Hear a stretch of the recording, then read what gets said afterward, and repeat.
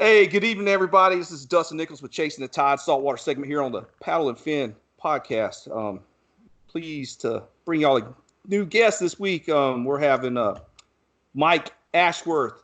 He's from the YouTube channel Texas Fishing Force, and he's right here with us. Going to join us tonight, get some answers from some of these questions I have for him. So we're going to bring him on right now, Mr. Mike.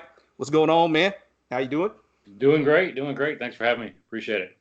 Yeah, man. Stoked to have you on, brother. I'd like to start out a little, kind of like how I like to see how everybody else is doing and what got you into fishing when you were younger. Well, what brought you into fishing?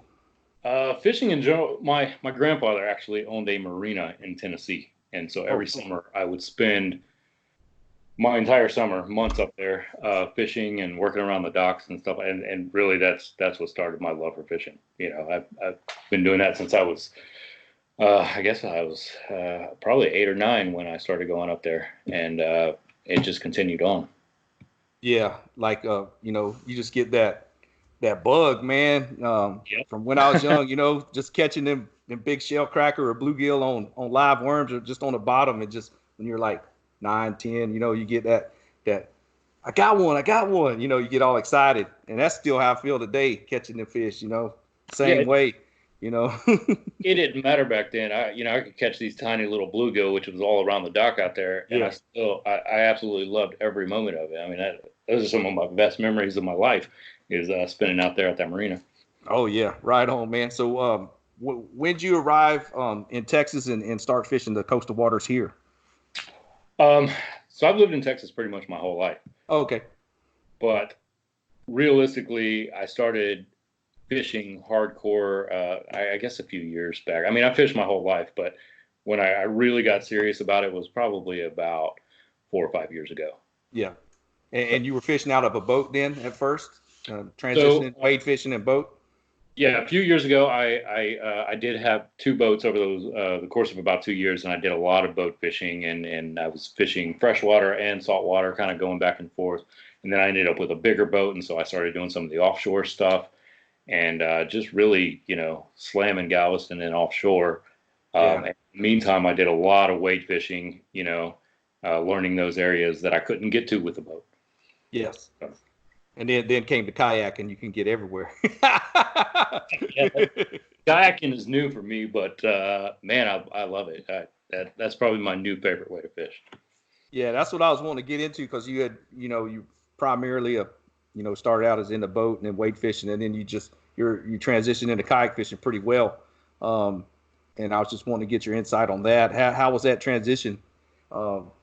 Getting into a kayak and learning all the spots and trying to, get away from the boat traffic, That's exactly what it was. I had a friend that told me, look, you need to get a kayak. You need to come out with me. You need to, and I had always had the boat. I had no reason. I had no reason to do that at all. And then I sold my boat and I said, you know what? I'm going to pick up a kayak. I'm going to go out. And I did it. And it was really one trip. I went out into the marshes, into some areas that I couldn't get to with a boat that I've never seen. I've never fished before.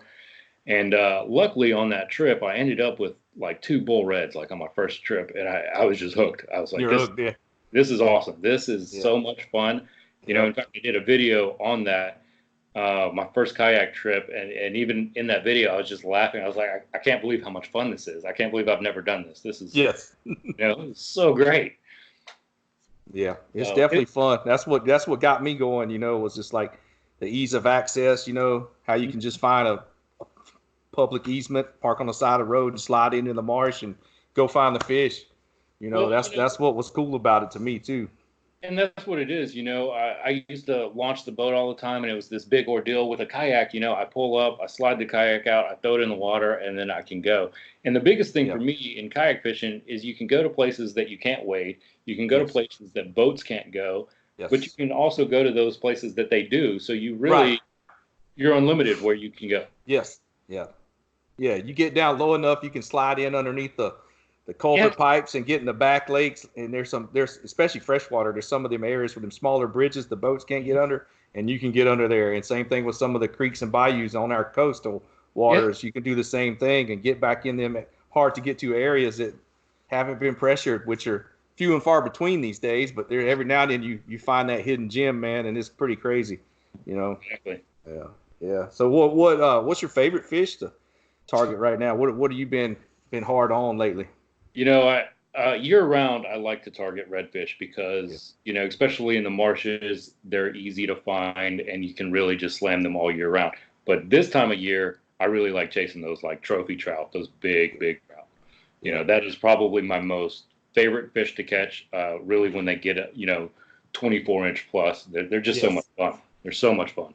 Yeah, and that's what I'm focusing on right now. This time of year is one of my favorite times of year for the bigger trout. The little cooler temperatures, slow it down, throw the bigger,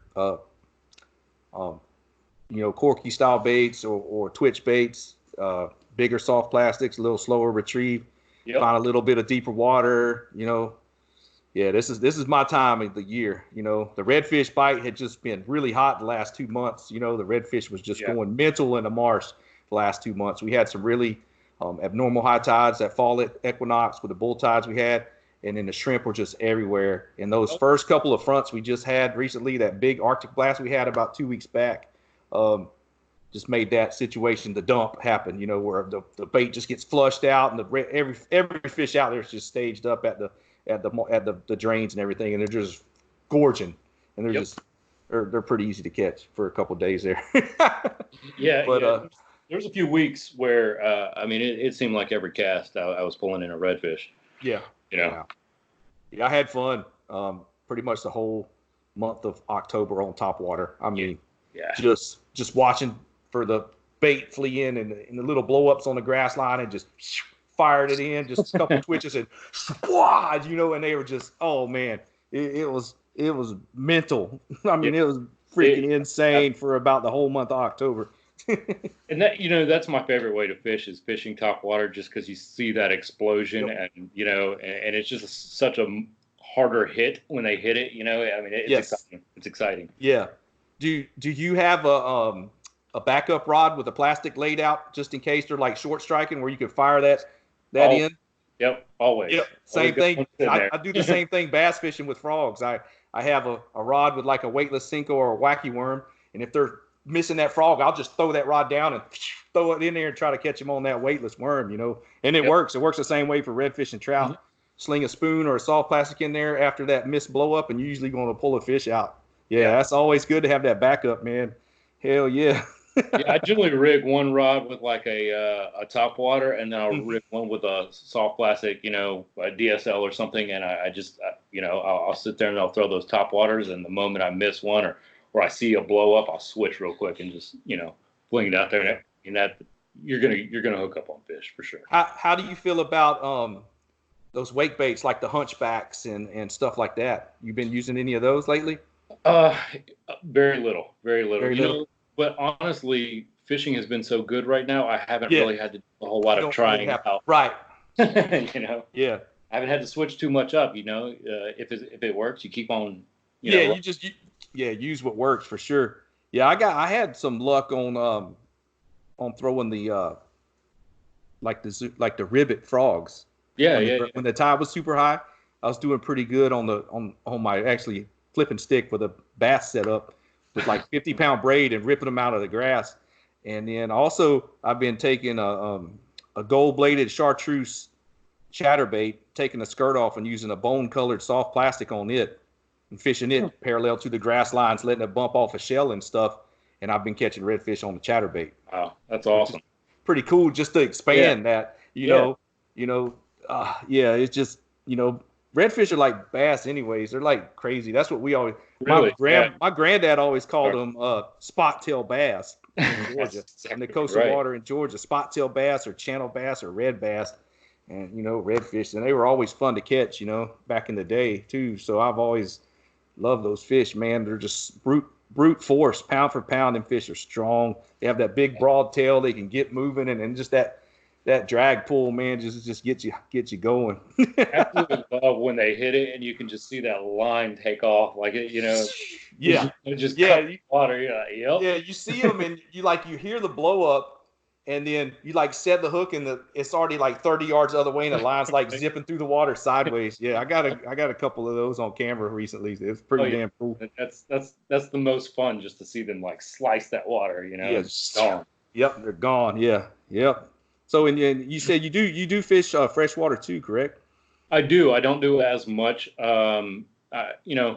I really enjoy saltwater fishing because you never know. If you're in freshwater, chances are you're going to be fishing for bass all day. Right. And in saltwater, you can hit 3 species back to back to back in the same exact spot. Yeah. Yeah, and then if you're closer to like the passes and stuff like that, like in Port O'Connor area, I know the Spannies come into the bay. You got a chance to like some tarpon. Yep. Some of the back areas here, where around this area and down toward Corpus, there's snook. Yeah, you never know if you're going to catch snook. I've caught a couple of those this year in my areas, which is pretty crazy. I've never caught a snook, but I just saw somebody they caught 3 of them at the pass a few weeks ago. Wow. So, yeah, they're thick in Corpus down around the Packery jetties. Yeah. Every now and then you'll catch them out there on the edge of the Intracoastal. They'll bust the top water. Yeah. And I know South Padre, they're thick down there too. Port Isabel, there's a guy down there, Brian Barrera. He's on DOA's pro staff and does some really good stuff down there with tarpon and snook. Man, that I've been meaning to get back down there and get on some stuff with him. It'll be out of boat, but I'd like to mothership the kayak at least. Yeah, I don't mind doing that. I don't mind doing that. So when you fish freshwater, was that what you said? You started out younger. You were more freshwater, and then you kind of transitioned into saltwater. What tips would you give to somebody new? Say if they moved to a coastal area with similar fishery to us, what we have, and wanted to transition from freshwater to saltwater. You got any tips or tactics you want to help give out? I think the biggest problem when anybody switches over to saltwater is they are so focused on the fish, and that is not what you need to learn. You need to learn the tidal movements and the wind and the conditions, because that is going to help you find the fish way faster than learning what fish do. Exactly. Once you figure out the environment and why fish are in certain areas and why they go and those tidal movements when they're feeding, it's easy to catch fish after that. Yeah. Yes, sir. Yep. That tidal flow here definitely pays. It pays to pay attention to that, and along with the lunar tables and the feeding times, it all like comes together, and it really helps to pay attention to all that. So yeah, that's definitely a big plus to let everybody know on that. Yeah. And that's just one thing that you don't really care about when you're freshwater fishing, especially tidal movements. There is no time, you don't have to worry about. Right. But once you learn those conditions, finding fish is easy. Yes. Yeah, that's real cool. We have so much here available to us with our coastal inshore fishery. It's just insane.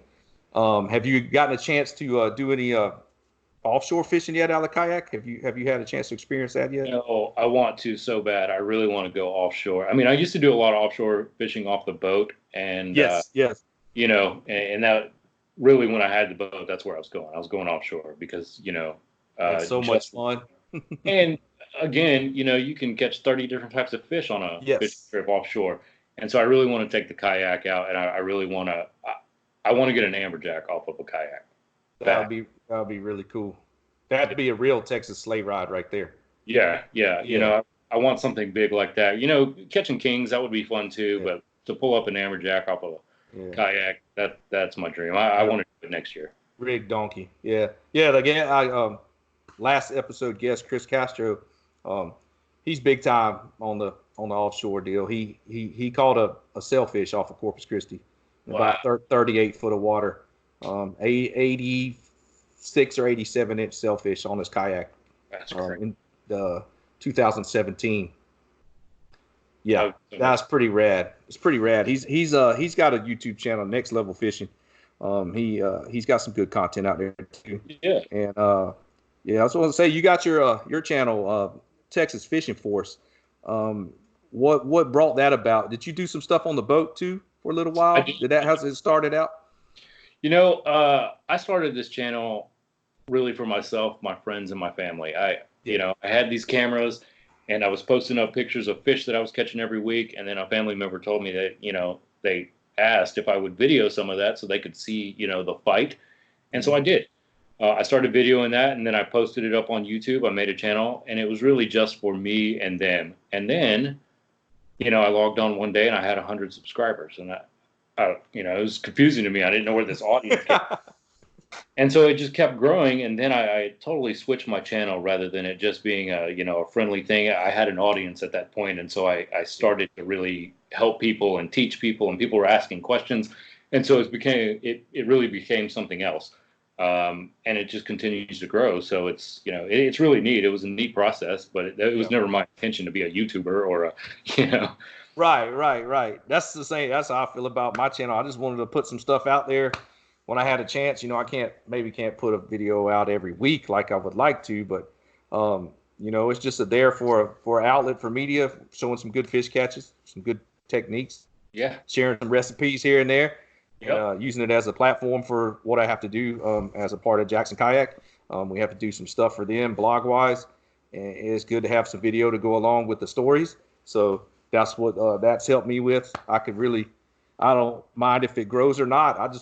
It's out there if somebody wants to watch it. That's how I am too. I'm the same way. I don't, if I get more subscribers, it's cool. But if I don't, it's not a big deal. I'm just stoked to get out there and get some footage and write a story about it. I'd much rather write about stuff. I do an article in that saltwater angler magazine here we have in Texas. It goes out to a lot of places on the coast here, and then goes to Louisiana. I try to put a little bit in there every now and then. But yeah, YouTube is definitely going through some growth. Also with a lot of people, a lot of fishermen, kayak fishermen, with channels and everything. And there's some good stuff out there, and there's some bad stuff going on. So that's part of the game. I think really, the kayak fishing is what made my channel kind of grow the way it did. When I was just doing some random fishing, I'd get some views here and there, but the kayak fishing, once I started posting that's when my channel really kind of took off. And, as I started researching that a little bit more, there are a ton of people doing kayak fishing on YouTube, and that platform is just huge for people that want to learn. Right. It is. It's like a great learning platform, because there's so much stuff out there. And then, like I say, there's a lot of stuff out there where people are giving away some really good tips and techniques too. There's definitely some good content out there for people to learn from. So yeah, man, any of y'all listeners out there on podcast land out here, y'all go check out Texas Fishing Force on YouTube. See some good content, some good fish catches. I know he's had some good flounder catches on a couple of his recent ones. This time of year, the flounder are moving here in Texas, doing a little annual migration for the bigger ones to go out and spawn, make little flounder babies, and come on back and grow for us. So it's been good. Been on some pretty good ones over here. So you've been having some good luck with some flounder over there around the Galveston and Freeport areas. Yeah, they're everywhere. And I never target flounder ever. Yeah. And everyone gets so excited this time of year, and they're like, oh, I'm gonna go catch those, and I just don't see the point of spending a day chasing two fish. But when I'm out targeting redfish and even trout, I almost always come back with one or two flounder anyway. So, it's just that time of year. I mean, they're everywhere. Right. I don't specifically go out and target them. Yes, the same. If I happen to pick up a couple here and there, if you're around some nice marsh drains with an outgoing tide and there's a little bit of a trough out in front of them, they will be laid down in front of there waiting on that bait to come to them. So you just pitch that soft plastic up in there and bounce it out, let it flow out with that tide, and bam. Not only that, but fishing for trout on those drop-offs, those flounder sit on that shelf anyway. Yep. So the moment that bait comes over that shelf, when you're trying to catch those trout, those flounders are going to hit it anyway. They're going to hit it anyways. Yes, sir. Yep. Yeah. And they're great eating. They're great table fare. So I don't mind having a couple of them on my stringer. And this time of year in Texas, we can only have two. Yep. And there's no gigging allowed in the month of November. I remember that now. It's got to wait to gig till the 1st of December again. Just let all them fish get offshore and spawn. Let all the big ones get out there and make babies. But yeah, flounder they're fun. They're a fun fighting fish too. They turn sideways to you and they'll pull some drag. You get one over 20 inches, it make you think you got a redfish. They'll take off and run pretty good on that initial hit. Man. But yeah, I like to eat them, you know, especially, you know, like you said, we're targeting redfish and trout around these drop offs and ledges, and yeah, they'll be sitting right there waiting, ready to go. So I mean, even if you're in Florida or coastal Georgia, South Carolina, it could probably adapt to that too. Those marsh drains and those ledges, those flounder would be sitting on there waiting to ambush bait. You know, they're ambush predator. They're going to sit there and wait for that bait to come to them, and then bam, they're going to jump up and grab it. So yeah, good time. It's a good time of year for them here. Yeah, sure. Yeah. So yeah, I know you were just saying, you know, with YouTube platform being such a good thing for people starting out kayaking. And what's your take on how it's growing right now? I mean, just on the saltwater side too. I mean, it's just insane. It's crazy. It's absolutely crazy. And, you know, before, when I wasn't doing a lot of kayak fishing, I never realized what kind of community this is. You know, I've always been in the fishing community, or at least for the last couple of years.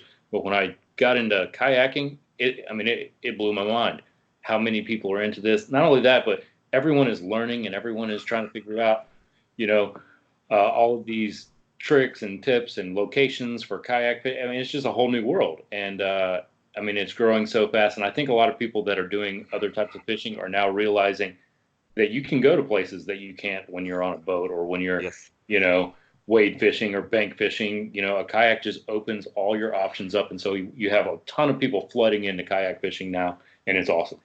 Yeah. Yeah. It's pretty cool. Like you said, there's places you can't get in that boat, and then there's places you can't get when you're wading. If you're up to waist deep mud trying to wade in that's no fun. And that's a lot of times where them big girl trout are going to be this time of year. They're going to be in waist deep water with waist deep mud, and you're not wading to that. And you know, on them warm days, that sun's out, it's heating up that mud. That mud's holding heat and heating that water up.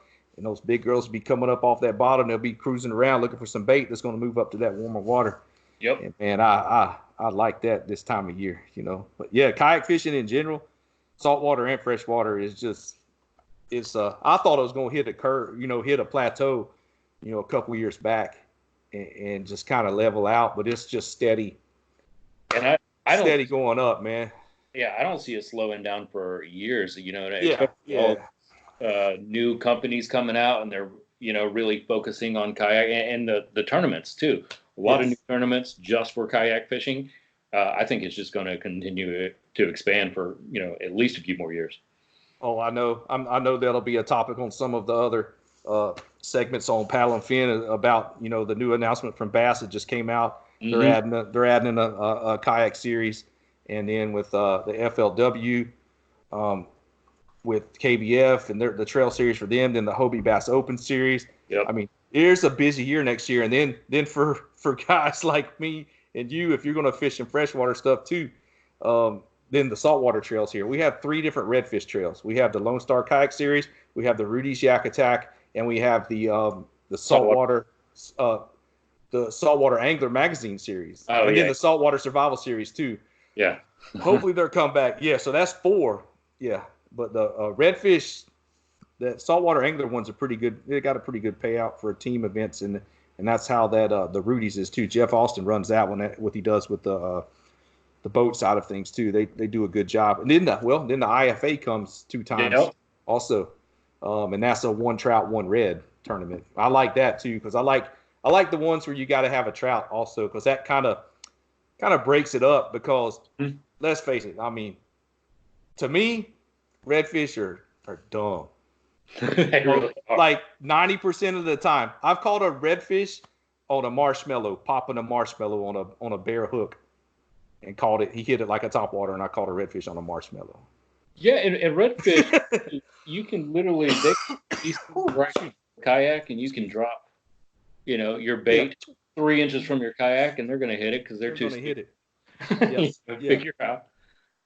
Yeah. So I like the ones that open up a little bit. Like there's a group, the San Antonio kayak fishermen. They have a trail, and they'll have two freshwater events, and they'll have 2 saltwater events, which is really cool. So they kind of break it up. And last year, I know I couldn't make him scheduling and stuff with work, but he had his aggregate stringer was your combined length of 2 trout and 1 redfish, which was pretty damn cool. Oh, that's cool. And I was like, man, that's the ones I want to be in, because Yeah. You know, I'm usually on pretty good trout. Yeah. And then the redfish are just, they come, where you're going to be at, it's all good. But yeah, man, it's, the growth right now is just through the roof. There's so many companies coming out with new things. Bonafide and Native merging, and then with Jackson, we kind of rebranded into Jackson Adventures to kind of cover the whole thing. With the recreational side of paddling, camping, hiking, and kind of all that kind of stuff mixed into one.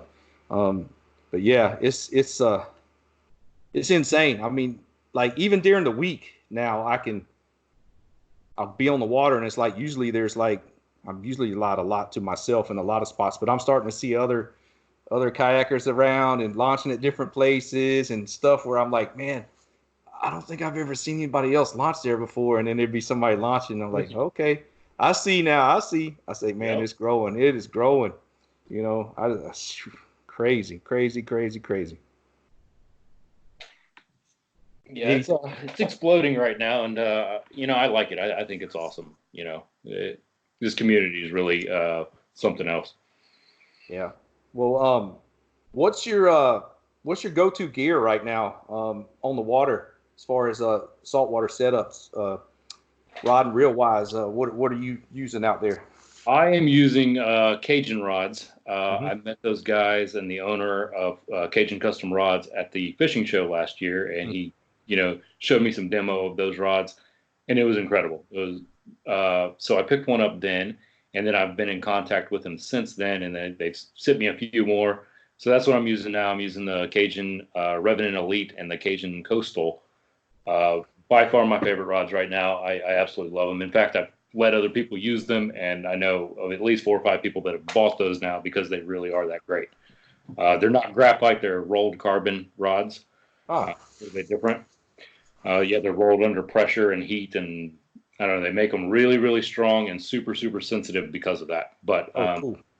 So I'm using those, and then I'm using the Shimano Corrado DC reels, and I absolutely love them. I used to be into Lew's and some of these other brands, and I just don't see myself picking up any other reel that I'm going to like better than those DCs. They're fantastic. Yeah. I was just curious to how those are going to hold up on the saltwater side of things. That's because I'm diehard Lew's fan. I'm on their team. That's all I've pretty much known. Yeah. is Lew's. Yeah, I have 2 Lew's inshores, and I really like those. But that DC, for me, that was a game changer. With the digital controlled casting control is something else, huh? I haven't put my hands on one yet. I've held one. I haven't thrown one. And I'm open to it to check it out. I'd really love to see it. And what was just curious to me was how that's going to hold up in the corrosiveness of the salt water. Because I know, all reels, give or take, here and there, you just got to keep them clean. Yeah, I talked to a guy that works at a local shop, and he repairs reels, and he's the one that turned me onto it in the first place. Yeah. But I asked him after I got mine about how they held up, because I was worried about that too, and he said since those have come out, he has not seen one DC come in for repair. Huh. He's seen them come in for cleaning, but never a repair. Yeah. And I agree. I mean, I've dunked mine, and it still rolls. I mean, it's great. And the casting distance is amazing. We're rough on ours. We're that close to the water. We're getting splashed. We're getting redfish slapping water in our face. Yep. It's just all crazy that how much. We put them through hell. We put our rods and reels because, I mean, you're pretty much high sticking when they're going under the kayak. So you're putting all that stress on that rod and that reel, because I usually run 20-pound braid or 30-pound braid on mine, and then run like a small length of 15 or 20-pound fluorocarbon. So that's most of those rods really aren't rated for 30-pound tests. No. So you're fishing like a medium fast rod, 6'9" is what I throw a lot with my top waters, and that red changes direction and goes under your kayak, and he's just bending it doubled over, almost tipped the handle, and it's like you're almost high. It's like you're high sticking it, and that's what breaks a lot of rods. And then a lot of these rods are holding up to that, which is crazy because we're tough on our gear. I mean, we are tough on our gear. I mean, I've had my rod underneath my kayak, and I was really worried. And so I'm glad, that I started that Cajun rods, because they held up and it pulled that fish out just fine, and Yeah. I know a lot of rods wouldn't do that. Oh yeah, I know. And I like a little higher speed too, so you can, like, if you're getting missed fish or something, you can burn that bait back. If we're just hitting on the shoreline, you can burn your top water back real quick and fire it back in. And the same thing with ripping them out of the grass. If they're on that grass line and you got to thumb down on them a little bit, you can thumb down and reel them and kind of horse them into you, as long as you don't bend your treble hook and straighten the hook out, which can happen. So I always try to upgrade all my hooks whenever I get new top waters. I don't trust the 1X strength ones. I like to get a 3 or 4X hook, VMC, and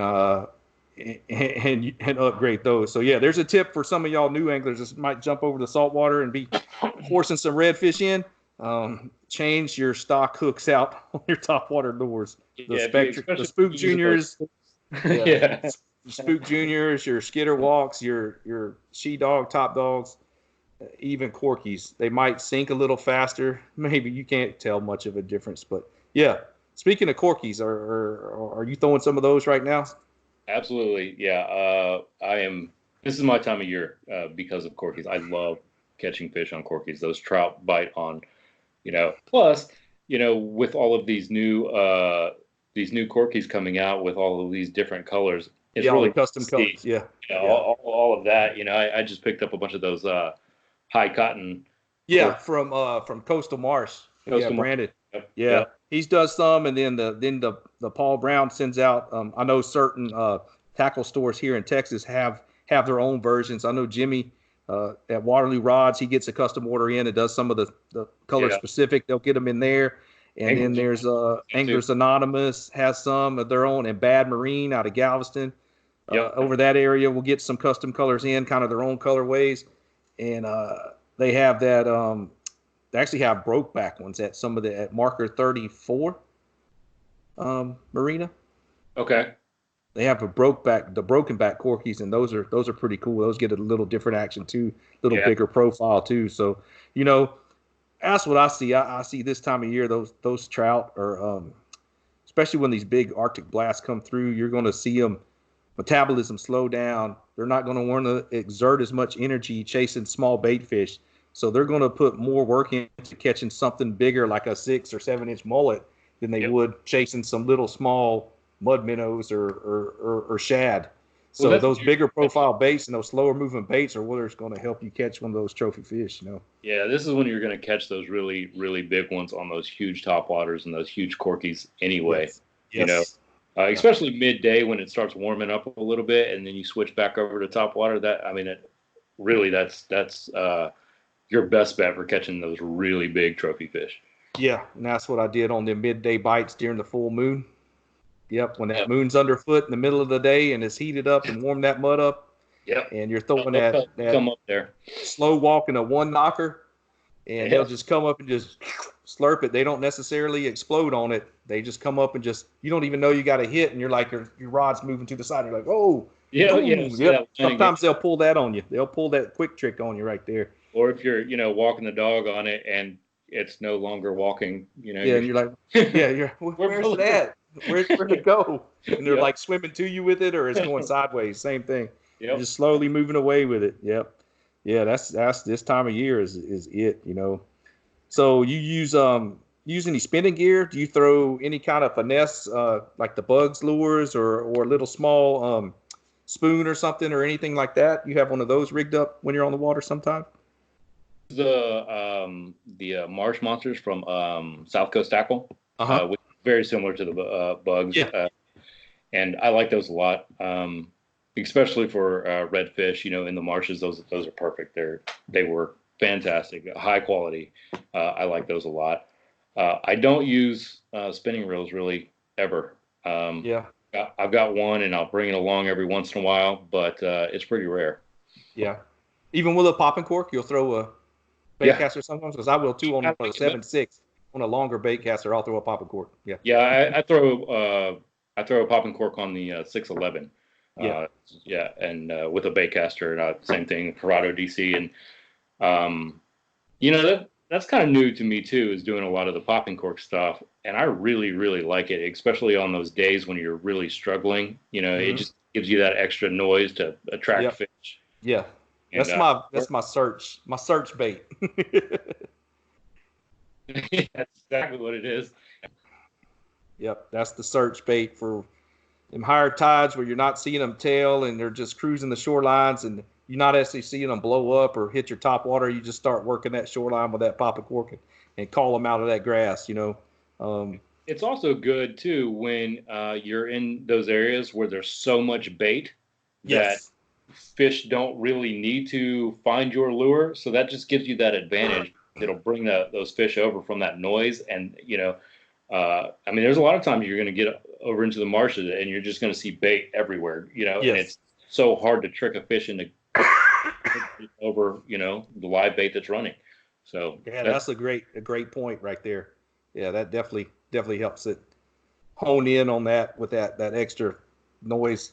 Like another fish is right there and they want to get over there and get that bait away from them, Yep. So there's different types of popping corks. If anybody out there might not be familiar with it, you have some that are just like a wire through with a couple of beads and they're just a bulbous shape, and just kind of slide through and pop. But then you got one with a cupped surface that make a little more chugging noise and get the rattle from the glass beads and different stuff that are on them. But it'll call some fish in when you're struggling and it'll call them out of that grass, man. It's a plus to have one of those with you. Sometimes it pays off. Absolutely. Yeah, good deal, man. Shoot, man, we moving on along. Yeah. It's going. Anything else that is a must-have on the water? It helps somebody, say, just starting out the saltwater side or even freshwater side of kayak fishing. Something you have to have on that kayak, besides a PFD and a light 360 light if you're launching early. Anything else to keep your gear close by or anything else you'd like to have on hand?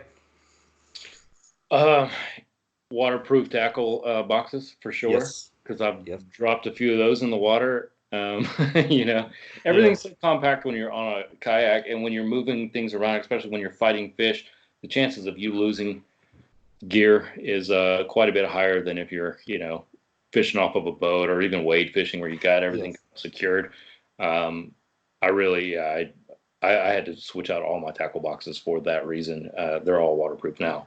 Yeah, the ones with the gaskets that seal. Yeah, I have those. I even keep my soft plastics in like the deeper ones in a waterproof box myself. So yeah, that's good to go. And you're fishing out of what kayak are you fishing out? You're fishing out of a Hobie? Hobie Outback. An Outback, yeah. And see, as the technology with the kayaks become way better over the past few years with the stability, you're not really having to worry about really tumping over and all that if you're fishing out of a stable platform like that. So do you have a box in the back? You have like a crate, some type of crate. You keep your boxes in there? Yeah. And that's really, I store everything in that box. I put all my tackle and all of that. But I also, I'll bring trash bags along, and I bring I've got my VHF radio attached to that, and a lot of people don't bring that, but if you're fishing, ocean ever, you really need VHF radio. But just one of those portable ones, right? Because you know what's going to happen. I mean, I've seen that weather change in a heartbeat, instantly, and that's a lifeline.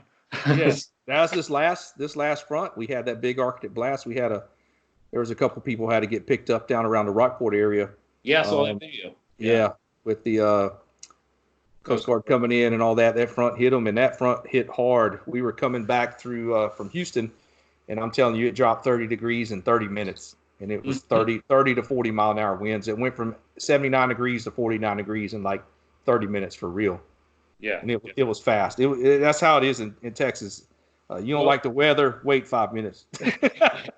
Right. Well, I've seen that happen so many times when I was on my boat. I'd be out there and it'd be perfect, just so nice, and you see a few clouds come up, and that weather changes so fast that when I did get onto the kayak, I didn't really care, even if I was in the marshes. And I've been out there when you had 6-7 mile an hour winds, and then all of a sudden it's 25.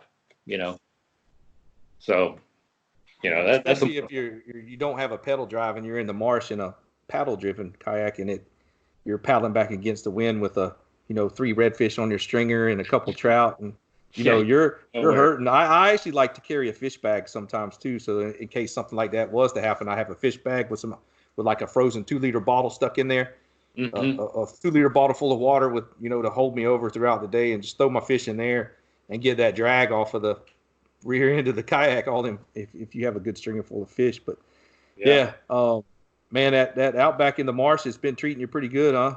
Getting you where you need to go. I like it a lot. Because I'm, relatively new to kayaking. That's all I really have experience with. But, there's tons of great kayaks out there. I'm just so happy with mine. I really haven't even looked into other kayaks. I like it. It works for me. I've got it figured out. That's cool. Well, that's cool. Yeah, that was one of the reasons I wanted to bring you on, because you had, you're a little newer to fishing out of kayak. You transitioned from a boat, so I thought that was really cool. And I enjoyed your videos. I've been following your channel, so I want to bring you on here and get some people to know you on here.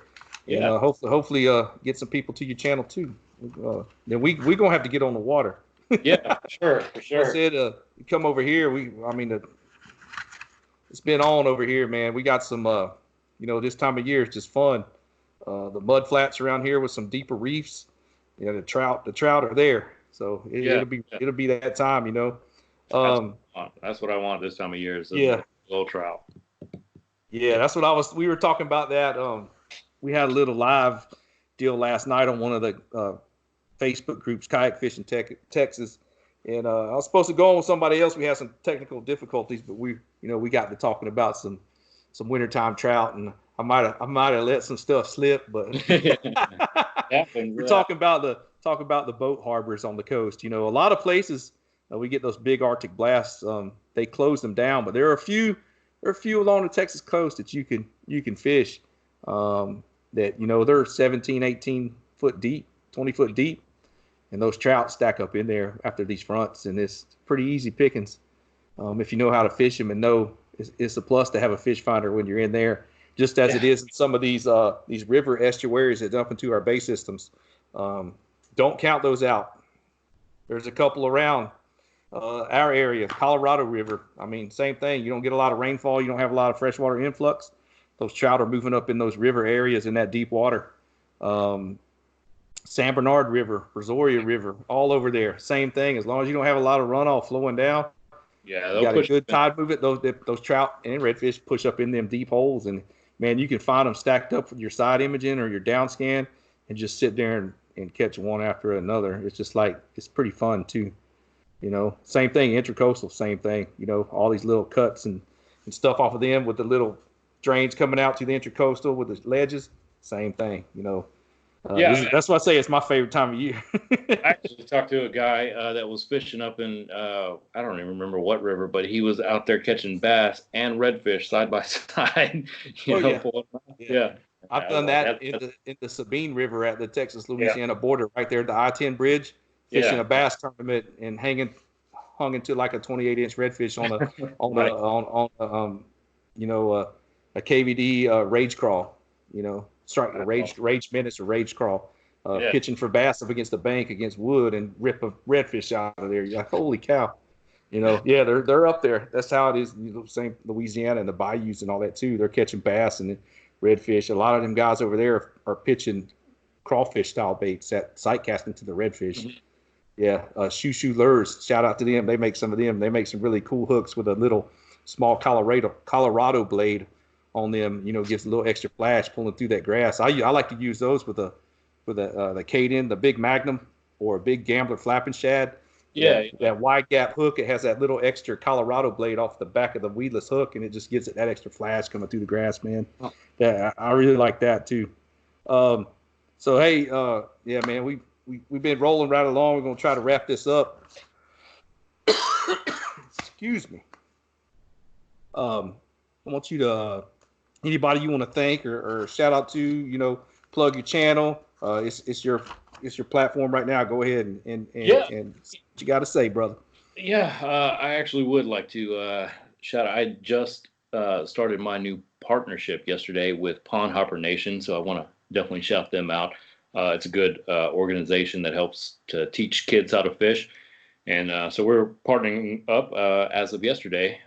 So definitely I want to give them that shout out. Good organization, good people, and they just encourage fishing for the new generation of anglers. So Oh, that's really cool, man.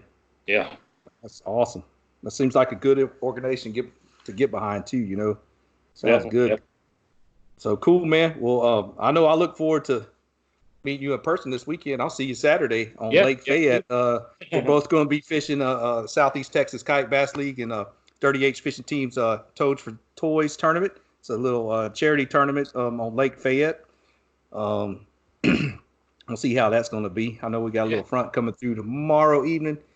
It's been fishing tough the past few weeks. We're going to see how it's going to end up. We're going to be off the salt. We're going to be chasing those greenfish Saturday. So look out for that, man. It's going to be fun. It's going to be fun. That lake is that lake is usually fishing good this time of year, and it threw a wrench to me the other day. So I had 7 bites. So fishing all day, it threw a wrench on me. It was tough.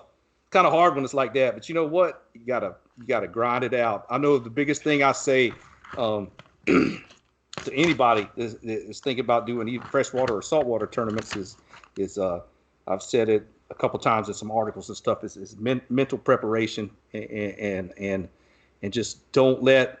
I mean, if you're not catching fish, don't let it get to you, because once it starts getting to you, it affects you. You're going to start, you're going to lose that drive, that gumption, and it's going to draw you down, man. So you really got to be focused. You want to keep that mental focus, because that's what made me pay off and end up catching my 3rd and 4th, 5th fish the other day. I kept grinding, kept trying to figure it out, and I finally got them key bites at the end of the day when that would have gave me a 5-fish limit, which is great, because if I would have gave up and just been like, oh man, it just got all mad, it wouldn't have panned out. So man, that's another good point too. Is if you're not catching fish, change something.